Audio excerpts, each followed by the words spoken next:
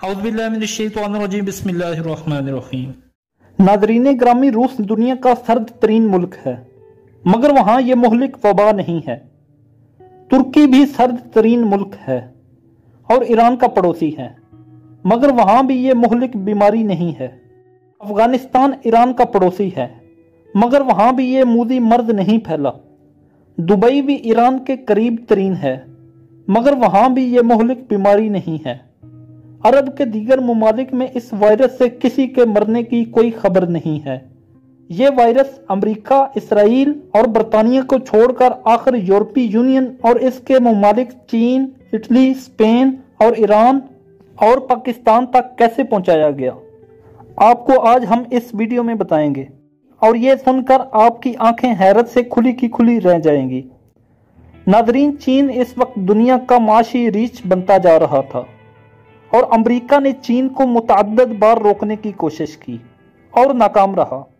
America इस position में भी नहीं था कि वो चीन से जंग कर सके, लिहाजा इसने अफगानिस्तान से निकलते ही दुनिया की तवज्जो इस वायरस की तरफ मंसूब करा दी।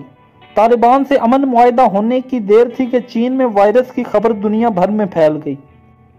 चीन को माशी सुपर पावर बनने से रोकना था और इस काम के लिए अमेरिका अकेला काफ़ी नहीं था।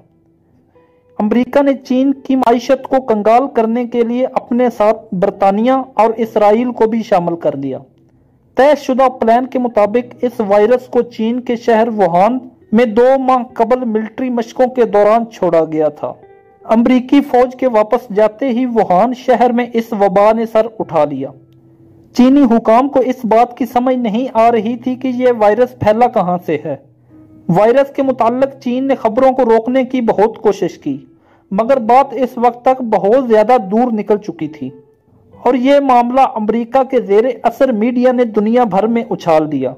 अमेरिका का पहला निशाना कामयाब हुआ और इस वायरस ने चीन और चीनियों को दुनिया भर में मशकूक बना डाला। वायरस चीन से निकलकर Italy, Spain, France, Iran, Pakistan तक जा पहुंचा और जब इन ममालिक में हलाकतों की खबरें आना शुरू हुई तो अमेरिका ने IMF, वर्ल्ड बैंक और आलमी इदारा सेहत के सरबराहान को खुफिया पैगाम के जरिए इन ममालिक को इमदाद देने के ऐलानात का कहा। बरतानिया ने भी इमदाद का ऐलान कर दिया। इमदाद का ऐलान सुनते ही वो मुल्क भी मुतासर होना शुरू हो गए जहां एक भी केस रजिस्टर ना हुआ। बरतानिया के यूरोपीय यूनियन से निकलते ही अमेरिका ने इसकी तरफ हाथ बढ़ाया और कहा कि मिलकर दुनिया में हुकूमत करते हैं। बरतानिया से ताल्लुकात का अंदाजा इस बात से लगाया जा सकता है कि अमेरिका ने यूरोपीय यूनियन के अफराद पर भी अमेरिका में दाखिले पर पाबंदी लगा दी, जबकि बरतानिया से कहा गया कि इसके शहरी अमेरिका आ सकते हैं।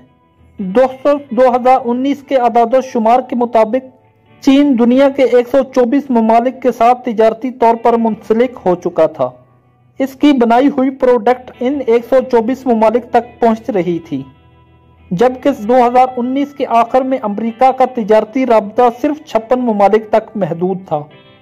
अमेरिका ब्लैक फ्राइडे और साइबर मंडे के नाम से शॉपिंग की मद में एक दिन में $5 बिलियन कमा रहा था, जबकि चीन एक दिन में $24.5 बिलियन कमा रहा था और चीन की यही तरक्की अमेरिका के पेट में मरोड़ पैदा कर रही थी।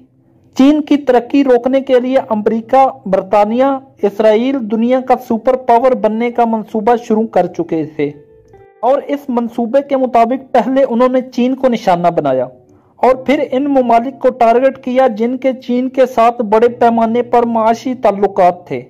यूरोप के बड़े ममालिक में चीनी मसनूआत ने अपना अड्डा कायम कर लिया था। न सिर्फ यूरोप बल्कि मिडल ईस्ट, अरब ममालिक, पाकिस्तान तक चीन ने तिजारती रसाई हासिल कर ली थी। यह सारी सूरत हाल अमेरिका को किसी सूरत कबूल नहीं थी कि चीन माईशत में इससे आगे निकले।